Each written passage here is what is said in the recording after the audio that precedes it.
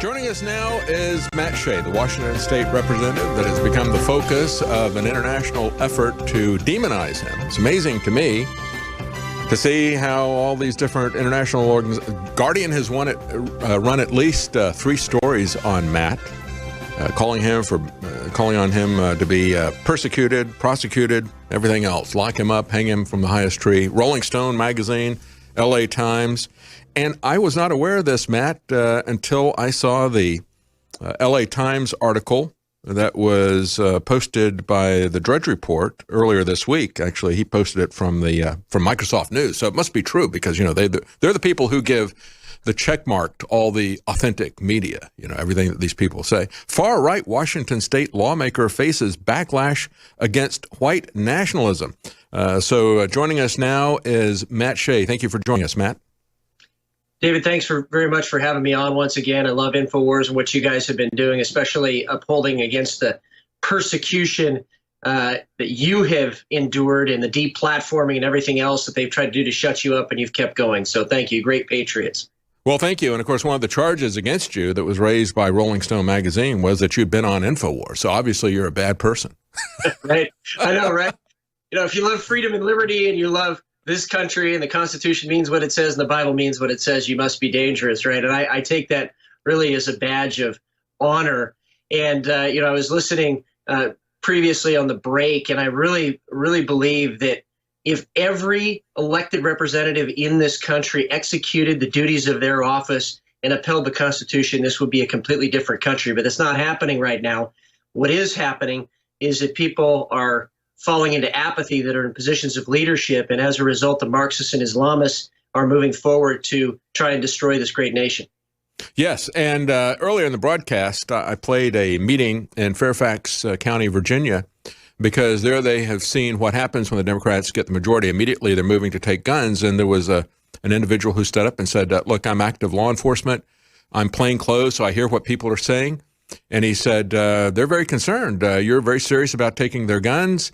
And they're ready to fight if you're going to do that. And meanwhile, you've got the Democrats, the Attorney General there saying, all of this talk from 30 different jurisdictions in Virginia saying they're going to be Second Amendment sanctuary cities. That's just symbolic. They haven't passed any laws there. Whether or not the people who are elected to office are willing to fight over the Second Amendment, however, the people on the ground are. And so that law enforcement officer was saying, look, I, for one, if the Democrats go through this gun confiscation program, I'm going to get out of here because I don't want to be on the front lines of this civil war that they're trying to create. And, of course, you're living under that kind of situation in Washington State, where the Democrats have pretty much control over the legislature there.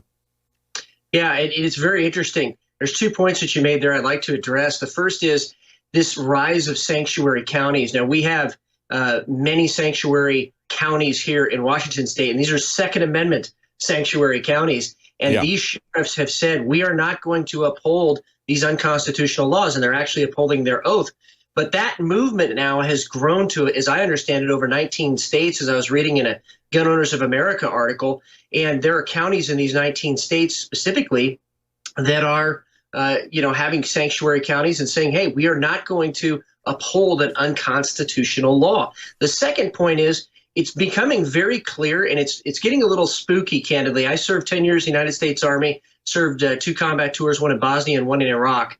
And we were trained very clearly to objectively look at a country and the signs of unrest in a country or the signs of instability in a country. And when you start seeing Marxist media outlets and liberal media outlets here in America really getting on this Civil War bandwagon, The Atlantic had an entire magazine dedicated to an American Civil War. The Financial Times came out with an article just recently advocating for UN intervention in the United States of America to, quote, save our democracy.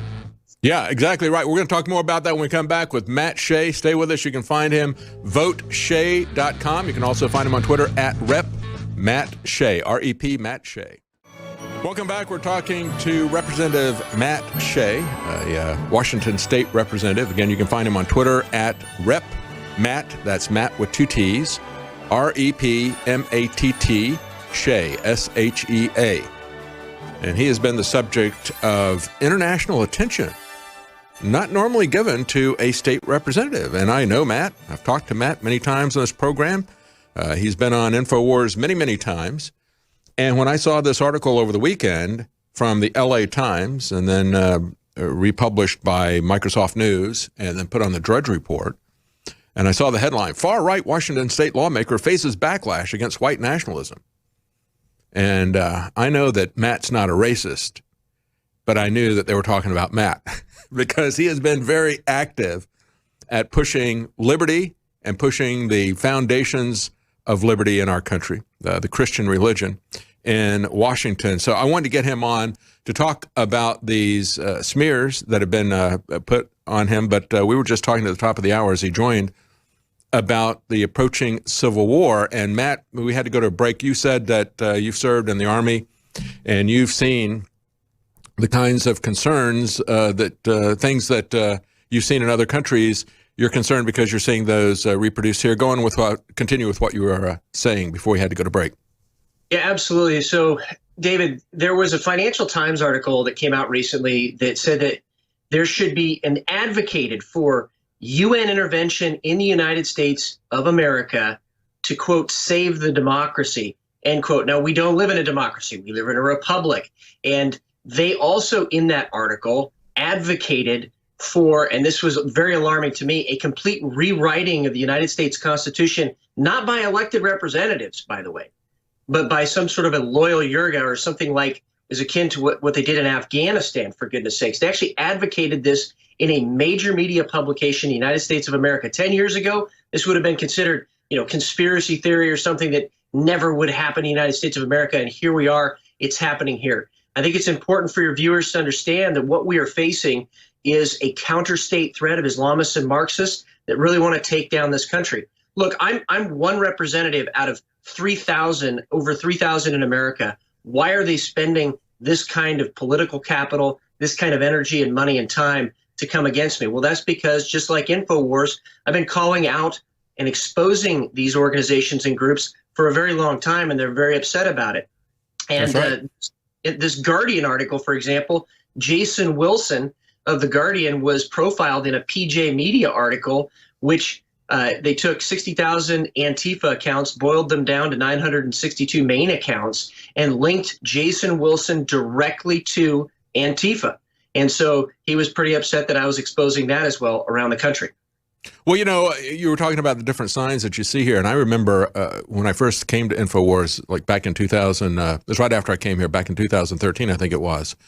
And there was a guy who had taught at West Point, and he was writing for a defense military journal. And you may recall this. He posited out the idea that there was a small town in South Carolina, I think Darlington, South Carolina, and they were not happy with gun control. They declared their independence, and so then he played out this scenario. And in his imagination, in his imaginary scenario, he had these rural Americans partnering with Russia. That was back in 2013. And so this whole narrative that's playing out now, anybody that opposes the establishment, you're with Russia. That was part of that back in 2013. And they were also looking at the idea that if they were to crack down on people by taking their firearms, that people would say, that's it. We're just going to govern ourselves. And so then how do we as a military shut them down? And I remember when they came out with that, Alex was talking about, he said, how ridiculous is this to think that, rural Americans are going to be siding with Russia? That's absurd. Where did they come up with this kind of ridiculous premise? But now they have sold this narrative for the last 3 years, and everybody believes that now, because if they continually repeat a lie, then everybody believes it. But let's talk about some of the lies that they're telling about you. One of the things that they focus on, and I think we see both of these things and what they're concerned about with you. Not only are you talking about the Constitution that they don't want us to know anything about, but you guys are also talking about a state of liberty, seceding from Washington, because you would like to not be dominated by some liberal big cities. And so that, along with the idea that you want to stand for your Second Amendment rights, I think that's one of the reasons why they see you as a threat. Absolutely. And the fact is that splitting a state is constitutional. Article 4, Section 3 of the United States Constitution allows for the process.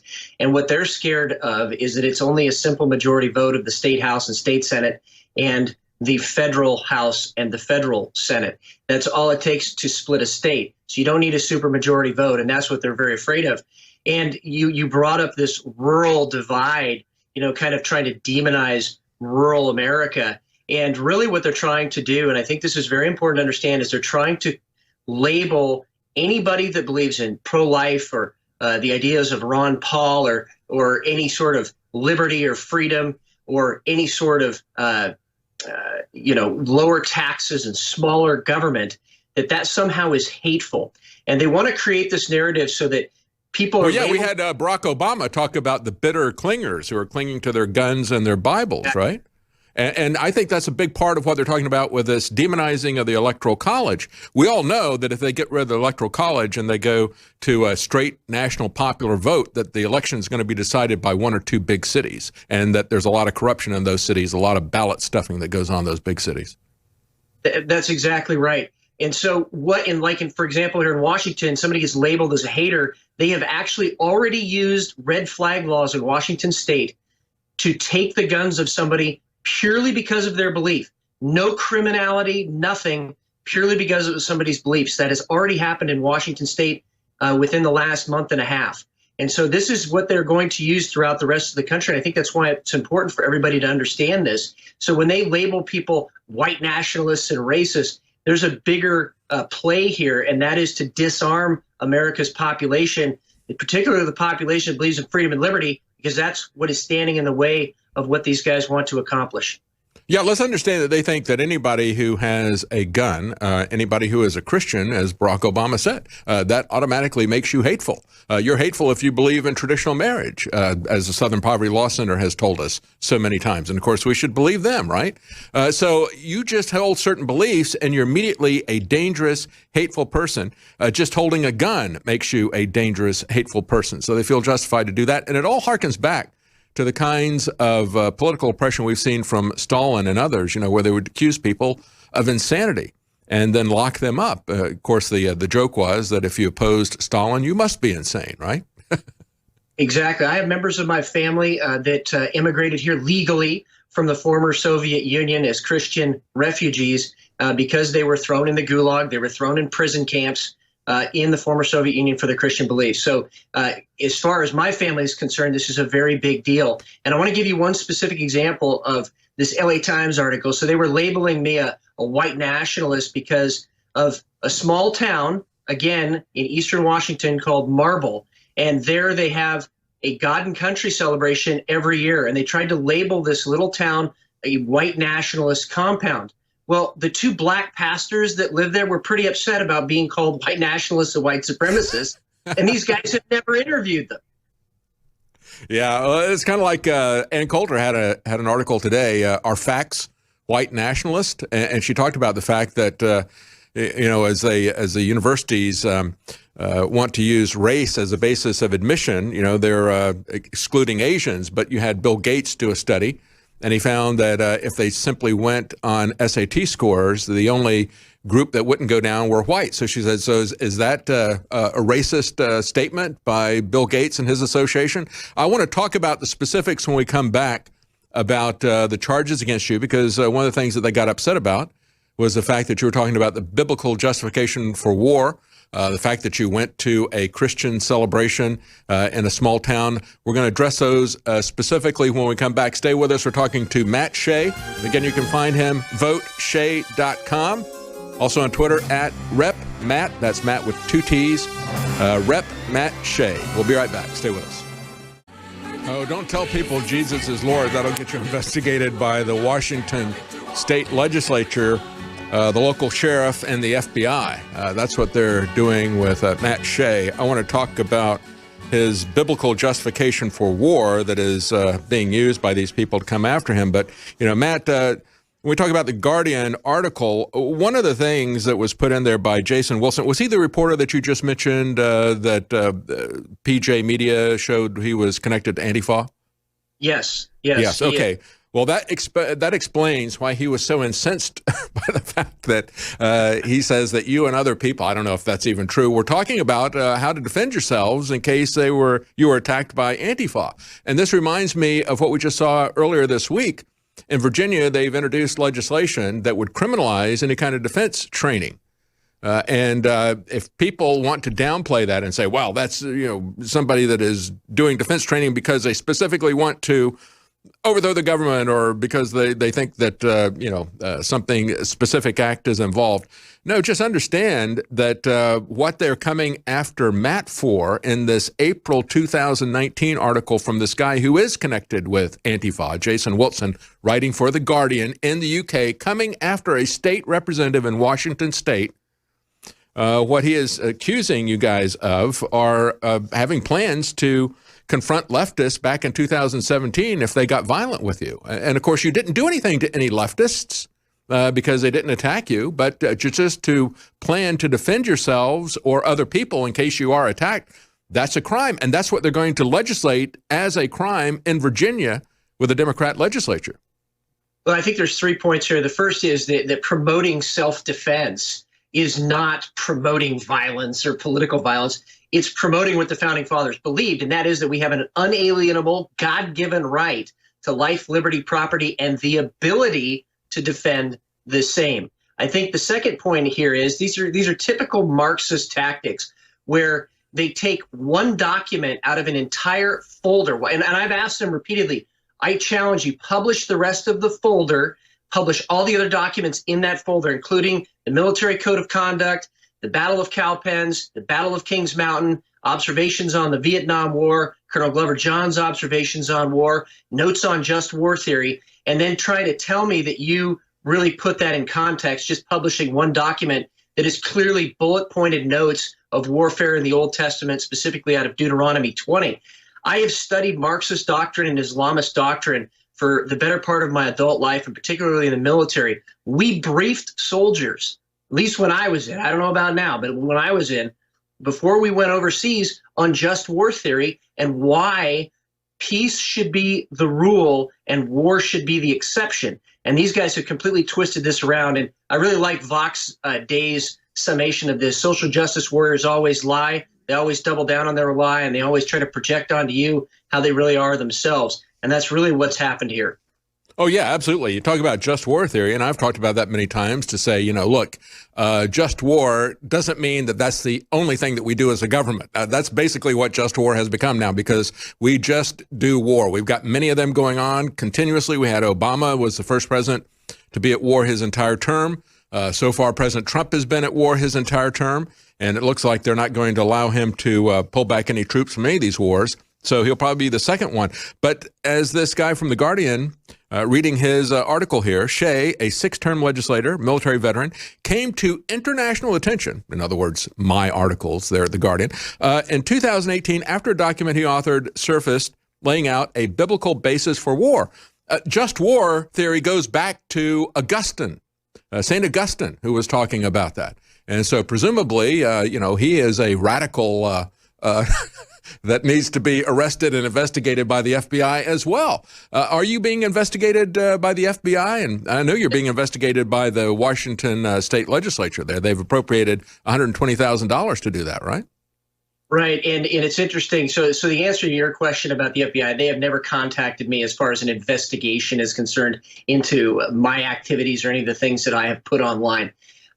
They have, however, contacted me as a result of death threats from Antifa, the John Brown Gun Club, Socialist Rifle Association, and Redneck Revolt, and an individual particularly that may be associated not just with the Socialist Rifle Association, but also with Antifa. They did contact me about that. And it's interesting that The Guardian never talks really about these other actual terrorist organizations that have published terror training manuals online that have significant ties to terrorism that the FBI has investigated for running guns across the southern border from Mexican cartels to create a revolution here in the United States of America. That article was out there, but it seems like that has never happened.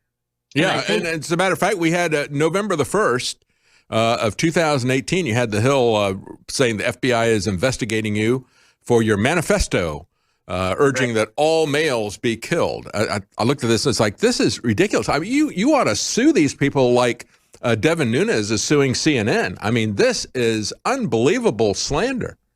It is, and we are in contact with attorneys to do exactly that, and we need to fight back at every possible place that we can. when they publish these kind of things, again, this is a Marxist tactic to try to label people and try to put them on a threat list so that later they can use red flag laws and other laws to come against them. This goes back as far as the MIAC report from DHS. And so the second and third portions of this investigation by the House clearly are unconstitutional. One of them very clearly says that anybody that was associated with me, that they want to create a threat level for these people. So this isn't just about me. This isn't just about President Donald Trump.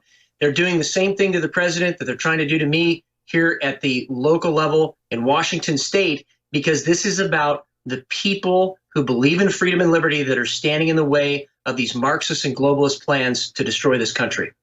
Yeah, I talked about that at the beginning of the broadcast. I said, if you look at what they're doing to President Trump, if you look at what they're doing to Devin Nunes, and if you look at what they're doing to Matt Shea, it shows that to the president, to a U.S. congressman, to a state representative, they're using the same tactics of smear, investigating people when there is no crime, trying to see if they can find anything. And this is one of the reasons why Eric Holder and Obama and George Soros are so focused on getting state prosecutors as well as state attorneys general elected. And they're spending a lot of money to do that, especially Soros. But it was something that Obama and Eric Holder were talking about after the election, because they continue to lose elections. They want to get people tied up in court. But it's not just to push back against redistricting. They want to use these prosecutors to persecute their political opponents. That's exactly right. And, part of this investigation that's happened here in Washington state is very interesting from this perspective. My attorney asked them very specifically for copies of all of the materials so that we could respond to them. Number one, we were never provided with those materials. It's been over a month, and they've supposedly come out now with the final report.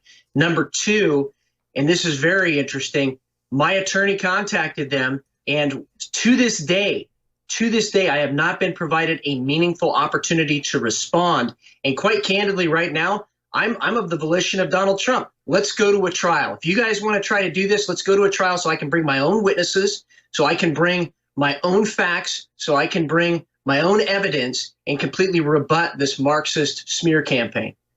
And that's exactly what it is. And it is exactly the same thing that during President Trump. You're not going to be allowed to confront the people who are accusing you. You're not even allowed to know what the charges are. We'll be right back with Matt Shea. Stay with us.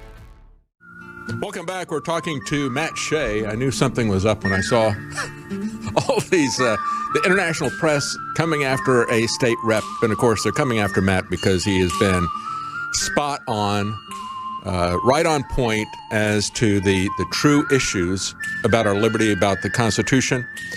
Doing a great job in Washington state. And that's, folks, one of the reasons why they came against us. One of the crimes that Matt Shea had committed was to come on Infowars. He had talked to people at the Bundy standoff and so forth. He had people like Alex Newman come on and talk on his program. So, he's a dangerous guy, like us.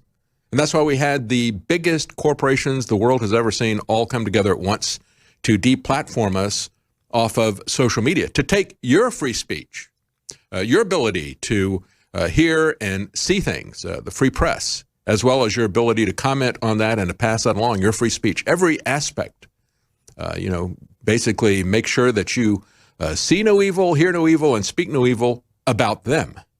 And that's why they took us down. And so, folks, we really do appreciate you standing with us. All right, Matt, thank you for holding. And I want to talk to you about what's going on now in the state of Washington, because as we're going to break, you pointed out how similar this is. What the Democrats in the state of Washington are doing to you is exactly what they're doing to President Trump. Bring me the man, I'll find the crime. And oh, by the way, we're not going to give you any information about what crime you've allegedly committed. I mean, you're supposed to investigate people if there's evidence of a crime. You're supposed to do an indictment. But instead, they have funded a $120,000 investigation of you in the state of Washington. You can't get them to give you or your lawyer any information. Tell us a little bit more about that. Yeah, we have not been provided any documentations. Apparently, the final report was briefed to our Republican House leadership yesterday and Democrat House leadership yesterday. They won't even give me a copy of the report to look at, even though I'm the object of the report. And I think it's important for your viewers to understand that this is political warfare according to a Maoist insurgency model. There was a great memorandum, 5-page memorandum from Rich Higgins, who was a director on the National Security Council, to President Donald Trump about the globalists, the Marxists, and the Islamists using this political warfare tactic and technique according to a Maoist insurgency model. And that's exactly what they're doing right now. They're trying to weaponize anything that they can and the system against anybody who they perceive as a political opponent that's opposed to their plans. And as you said before, you know, if you speak out against the surveillance state, as I have and as Infowars have it, if you speak out against this attack on private property rights, as you have and as I have, if you speak out against this clearly orchestrated plan against freedom and liberty, you are going to be demonized this way. And we should expect it, but we should also take encouragement from that too, that if you're getting attacked like this, that means you're being effective, and that means you are a threat to their plans and you're hurting them. Yes, and let's talk about that a little bit. That 7-page memo, Rich Higgins, a senior National Security Council staffer in the Trump administration, he was fired in July 2017 after the document became public. What is it in that document that they're so afraid of? Tell us a little bit about that Rich Higgins document. Yeah, so there are a couple main points. First of all, he points out that there are counter states that are at work. He doesn't call them the deep state, he calls them counter states. And I really think that's a better term, because they're trying to seize power and replace our existing constitutional republic. And those counter states are the globalists, the Islamists, and the Marxists. And specifically, he says in that memorandum that the Democrat Party is the primary enabler of the counter states, and that the Republican establishment, especially at the national level, is the primary and designated defeat mechanism. So, I mean, I think that captures what's happening at the national level, the primary and designated defeat mechanism for the counter states. In other words, they expect the Republican establishment to cave at the national level in protecting freedoms and liberties and countering what is going on with these. Well, certainly we could see that. I mean, we can see that with Paul Ryan. He was the guy who would basically shut down any protection of the border. He would protect Obamacare from any Republican plans and so forth. He was the guy that was chosen to run with Mitt Romney, for example. They were going to put through Obamacare one way or the other. It was either going to be Obamacare or Romney care. So they were the hedge in case something went wrong and Obama didn't get reelected. But Paul Ryan was the guy who was left behind to shut down all these different issues to make sure that nothing happened with national reciprocity of firearms, licensed carry or so forth. So he shut down all those initiatives. I mean, that is a fact. That is a fact. And it's interesting. Why has the Muslim Brotherhood not been declared a terrorist organization in the United States? Why has Antifa, why has the John Brown Gun Club and Redneck Revolt and the Socialist Rifle Association not been investigated and declared terrorist organizations here in the United States of America? Why has that not happened? And why are conservatives, people that are veterans who have served this country, being demonized as extremists? That's the question that we really need to ask. And again, when you get attacked like this, people should be encouraged. I've had the largest fundraiser ever this year after all these attacks, largest fundraiser ever in 12 years this year, because people are realizing what's happening. They're waking up in large part due to programs like Infowars and the internet being used to spread information and truth. And also, I would just say this. Originally, their plan was 1976. Then it was 1994. Then it was Agenda 21. Now it's Agenda 2030. I don't care if they call it Agenda 2045. It really shows that we're winning when we see them pushing this timeline back continuously. And it's going to take all of us to stand on the line of freedom and liberty. Yeah, I'm very concerned, though, about this 2030 agenda, because as I've said many times, Strauss and Howe, the guys who gave us the term millennial, they have a generational view of history, and they've shown a pattern of, a repetition of societal change about every 80 years. They call it a fourth turning every 4 generations. And they go back and say, well, look at the previous fourth turnings that we've had. We had the Great Depression, World War II. We had Civil War before that. We had the American Revolution before that. They went back 500 years in American and British history. And they've projected that 2030, that we're already in the midst of a fourth turning. They projected that back in the mid-1990s. And they said, well, something's going to happen about 2007, 2008, and it's going to be a global issue. And, we did have the greater recession. and that it's going to turn into a fourth turning by 2030. And when you look at what they want to do in terms of getting us locked down in the cities where they can control our communication, where they can take away our firearms, and they can control our mobility, I'm very concerned that this is all coming to a head. But again, we'll keep you one more segment if you can stay with us. VoteShea.com is where you can go to support Matt Shea, and we'll be right back. Stay with us. Welcome back. We're talking to Representative Matt Shea, and again, you can find him on Twitter at Rep Matt. That's M-A-T-T, Shea, S-H-E-A. He is the subject of an attack that looks exactly what they're doing to President Trump, and there's a reason for that. That's become the standard way of operation of the Democrats. You know, we have the protections in the Constitution for due process. You know, the idea that you're going to be informed of the charges against you, that you're going to be able to confront the witnesses against you, that you're going to have a trial by a jury of your peers, and that most of all, you're going to have a presumption of innocence. All of those things are there because the people who fought for their freedom and who wrote the Constitution had experienced a star chamber process where they were tried in secret, where they were slandered in public and tried in secret. And that's exactly what they're doing to Matt Shea. You got the international press slandering him in public while he has a secret investigation and a secret trial by the Democrats in a House committee. Only difference is it's not a federal house, it's the state house in Washington, D.C. They allocated $120,000 of state taxpayer money to investigate him to see if they can find a crime. And, of course, they've got Guardian running article after article against him, being written by a guy who is connected to Antifa himself. You can't make this stuff up, but the Democrats can.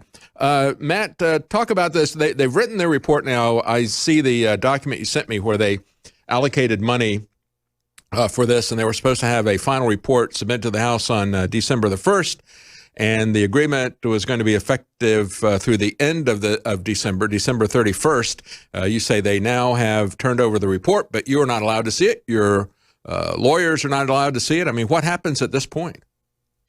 You know, I don't know. We wait until they come out with the report, apparently. I do understand that part of the report has to do with Nevada and the dismissal of the charges against the Bundys in Nevada and their acquittal in regards to the Malheur refuge, because I was involved in exposing the Larry Wooten memo that came forward. In fact, we broke that story on YouTube nationally, that exposed the BLM and some of the impropriety there, which I believe contributed in large part to the dismissal of the charges against the Bundys down in Nevada.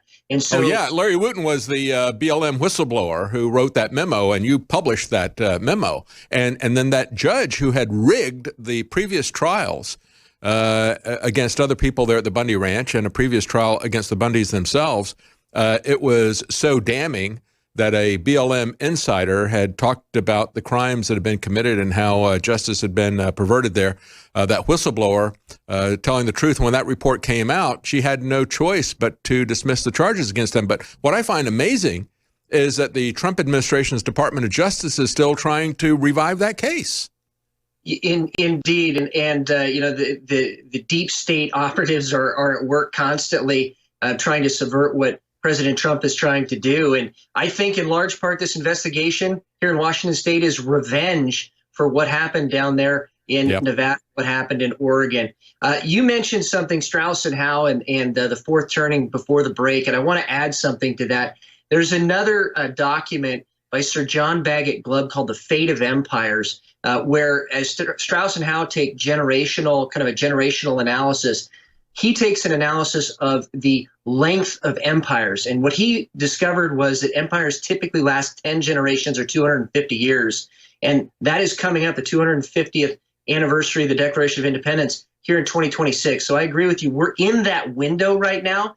And we shouldn't be surprised that these types of things and witch hunts are going to be happening to people standing up. But what we do need to do, instead of being afraid, is to actually join with folks that are putting their voices forward, and all of us as people that love this great constitutional republic standing on the line and fighting for freedom and liberty. Oh, I absolutely agree. You know, anybody who thinks, well, I'm just going to be quiet. I'm not going to make any waves, and maybe they'll leave me alone. I do reports all the time about abuses by CPS, stealing children on baseless allegations, withholding any information about the charges against them from the parents, withholding exculpatory evidence that would show somebody is innocent, like they did against the Bundys as they hid that report from Wooten. And of course, you exposed that, so that brought it to light. But they do that all the time against individual families. Nobody is safe when there is no rule of law. If they can do this to a state representative like Matt Shea, if they can do it to the President of the United States, believe me, they've been doing it to parents across this country, and nobody is safe when there is no rule of law.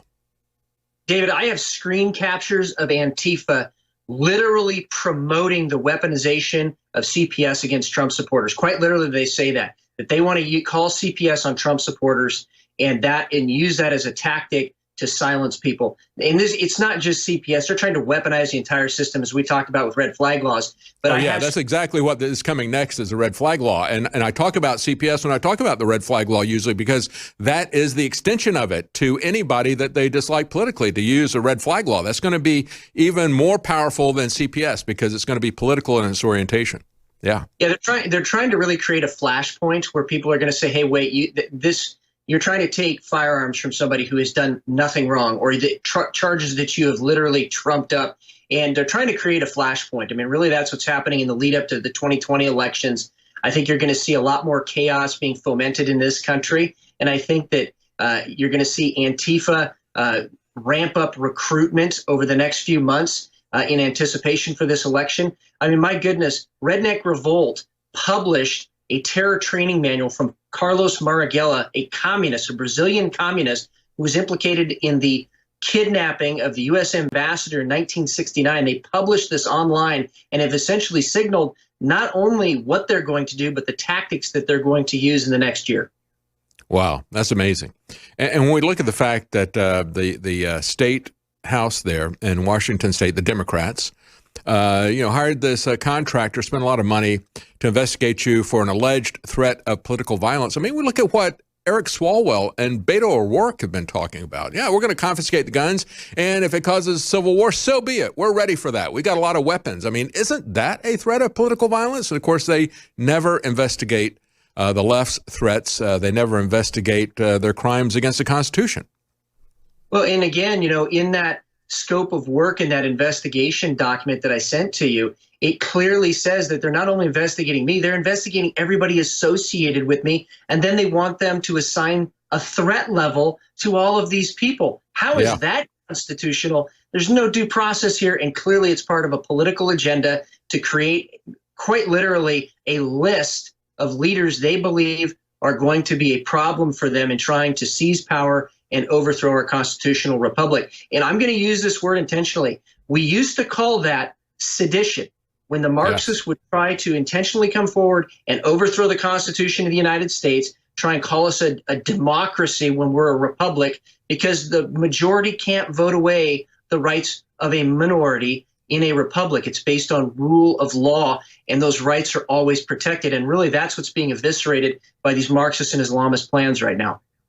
And I'm absolutely amazed at how open it's become, not just against the Second Amendment, but also against the First Amendment, claiming that, it's a privilege for you to be able to speak in public, that we have corporations that are allied with the government, and they will decide whether or not you're going to be allowed to speak in the public square. It's absolutely amazing to me how bold and how direct they have become in this, and we have to get people to understand how this is something that is coming after each and every one of us. They don't like your politics, but we've seen CPS weaponized against people. We're going to see red flag gun laws weaponized against people. If you want to know what this is going to look like, anybody who exposes the criminal activities and the people who are shutting down our right to have a rule of law, to have the presumption of innocence, to own property, to own guns, to have free speech. Take a look at what they're doing to Matt Shea in Washington State. It's absolutely amazing what they're doing to you, Matt. And what's the best way for people to support you? They can go to voteshea.com, or they can check me out on Twitter as well. It's @RepMattShea. Look, Jesus Christ is my Lord and Savior. I love this country. I love this republic. I love our Constitution. I'm going to continue to fight for it, and I hope that you guys keep up the fight there at Infowars and everybody else around the country that wants to see the next generation enjoy the same freedoms and liberties that we have been able to enjoy. You're doing a great job, Matt. I tell you, they're coming for you at the state level because you're doing an even better job than President Trump is, because you're talking about the foundations of all of this. It's not just an ad hoc collection of policies, but you're talking about the very foundations, and that's what they can't tolerate. Thank you so much for what you're doing. And folks, if you want to support us here at Infowars, take a look at the specials we got at InfoWarsStore.com. Our Cyber Week specials, free shipping, up to 75% off. And you get triple Patriot points for purchases in the future. That's going to give you up to a 15% discount in the future. We need your help. Matt needs your help. We all need to hang together, or they will hang us separately. That's it for the broadcast. Thanks for listening.